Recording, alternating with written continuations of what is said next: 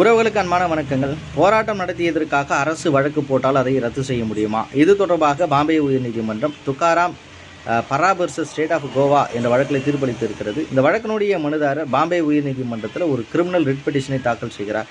அதில் என்ன சொல்கிறார் என்றால், நான் அரசுக்கு எதிராக போராடியதற்காக என் மீது வழக்கு பதிவு செய்யப்பட்டு இருக்கிறது, அதனால் அந்த வழக்கினை ரத்து செய்ய வேண்டும் என்று சொல்லி கூறுகிறார். இதனை விசாரணை செய்த நீதியரசர் அவர்கள், மக்கள் சட்டத்தை தங்கள் கையில் எடுக்காத வரையில், வன்முறையில் ஈடுபடாத வரையில், தனியார் மற்றும் பொது சொத்துக்களுக்கு சேதம் விளைவிக்காத வரையில், ஜனநாயகத்தின் செயல்முறையின் ஒரு பகுதியாக இருக்கக்கூடிய போராட்டங்களை அடக்குவதற்கு அரசு அவர்கள் மீது வழக்கு தொடுக்கக்கூடாது.